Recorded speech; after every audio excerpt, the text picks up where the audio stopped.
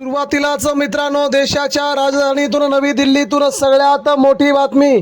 Supreme कोर्टातून Eknath Shinde यांच्या शिवसेनेला पहिला मोठा झटका. आम्हाला आता फक्त अपात्रता सिद्ध करायची आहे, आम्हाला ठरवायची आहे. आमचा निर्णय भविष्यात संपूर्ण देशासाठी लागू होणार. आम्ही जो निर्णय देणार तो निर्णय भविष्यामध्ये सगळ्याच राजकीय पक्षांना लागू होऊ शकतो, असं महत्त्वाचं वक्तव्य करून विधिमंडळ पक्ष म्हणजेच तो राजकीय पक्ष नसतो. कोर्टाची सगळ्यात मोठी टिप्पणी तर यावरती. शिंदेच्या शिवसेनेला मित्रांनो पहिला मोठा झटका सुप्रीम कोर्टातून. अखेर मित्रांनो, उद्धव ठाकरेंनी बाजी पलटवली. गेल्या 4 वर्षाच्या मेहनतीनंतर, खूप मोठ्या प्रतिष्ठेनंतर आज उद्धव ठाकरेंनी आपला शिवसेना पक्ष आपल्या ताब्यात घेण्याचा पुन्हा सिलसिला चालू ठेवला आणि कपिल सिब्बल यांनी शिंदे सेनेला जबरदस्त धक्क्यावर धक्के देत महाराष्ट्राच्या राजकारणात मित्रांनो आज सगळ्यात मोठी खळबळ उडवून दिली. मित्रांनो, सुप्रीम कोर्ट नेमकं काय म्हणाले? सुप्रीम कोर्टाने म्हटलंय की आता राहुल नार्वेकर आणि केंद्रीय निवडणूक आयोगाने असा निर्णय दिलाच कसा? केंद्रीय निवडणूक आयोगाने विधिमंडळाच्या संख्येवरती एखाद्या पक्षाचं चिन्ह कसं देऊ केलं आणि हा निर्णय चुकलेला आहे. आता अपात्रता ठरवायचा विषय आम्ही ठरवणार, असं म्हणत मित्रांनो सुप्रीम कोर्टाने शिंदे सेनेला पहिला मोठा झटका दिलाय. गेल्या कित्येक दिवसांपासून चालू असलेली सुनावणी मात्र मित्रांनो उद्धव ठाकरेंच्या बाजूने आता 100% फिरल्याचं दिसतंय. दुसरी महत्त्वाची बाब म्हणजे मित्रांनो, विधिमंडळ पक्ष आणि राजकीय पक्ष यामध्ये खूप मोठा फरक असल्याचं सुप्रीम कोर्टाने आज स्पष्ट केलंय. विधिमंडळ पक्षामध्ये फक्त आमदार असतात, तेच निर्णय घेतात.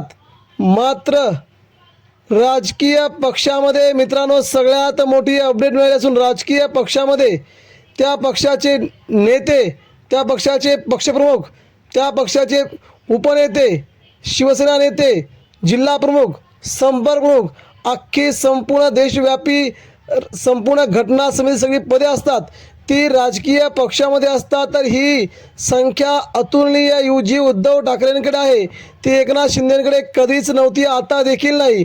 यामुळे हा शिंदेंच्या शिवसेनेला बसलेला सगळ्यात मोठा तगडा झटका म्हणावा लागेल.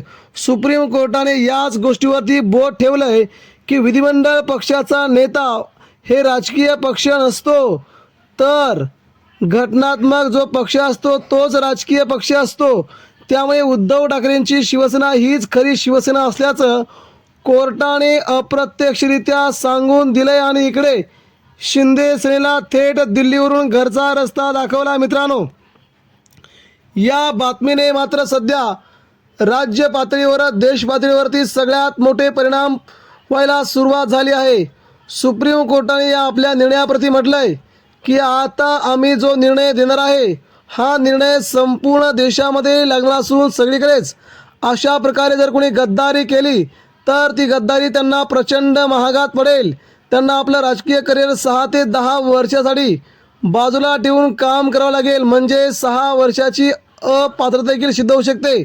शिंदे सेनेवरती बंदी, शिंदेचं धनुष्यबाण चिन्ह आणि पक्ष उद्धव ठाकरेंना देऊ शकतं सुप्रीम कोर्ट. या सगळ्या आजच्या सुनावणीमध्ये सध्या लाईव्ह ही सुनावणी चालू असून यामध्ये मात्र उद्धव ठाकरेंनी आपला खूप मोठा विजय याच ठिकाणी साजरा केल्याचं जाणवतंय. एकंदरीत राहुल नार्वेकर यांना देखील सुप्रीम कोर्टाने दोषी ठरवलंय. राहुल नार्वेकर यांना अशा प्रकारचे निर्णय देण्याचे अधिकार कोणी दिले? विधिमंडळ पक्षाचा नेता हा त्या संपूर्ण राजकीय पक्षाचा नेता होऊ शकत नाही, तर राजकीय पक्षाचा नेता हा विधिमंडळ पक्षाचा नेता होऊ शकतो. म्हणजे विधिमंडळ पक्ष हे खूप छोटी कल्पना आहे आणि राजकीय पक्ष ही खूप मोठी संकल्पना असल्याचं सुप्रीम कोर्टाने स्पष्ट केलं आहे. यामुळे मित्रांनो राजकीय पक्ष हा उद्धव ठाकरेंच्या बाजूने, संपूर्ण घटना उद्धव ठाकरेंच्या बाजूने असल्या कारणे आता शिंदे सेनेला पहिला मोठा झटका सुप्रीम कोर्टात बसल्याचं सध्या तरी जाणवत आहे. ही सगळ्यात मोठी अपडेट मित्रांनो महाराष्ट्राच्या राजकारणात तुमच्या समोर मानतो. म्हणजे उद्धव ठाकरेंच्या बाजूने पक्ष शिवसेना, शिंदेंची आमदार अपात्र, या सगळ्या घडामोडी आता शिंदेंच्या विरोधात जाताना दिसत आहेत। एकंदरीत मित्रांनो, महाराष्ट्र आणि देशाचं राजकारण उद्धव ठाकरेंनी आपल्या बाजूने फिरवले हे मात्र नक्की।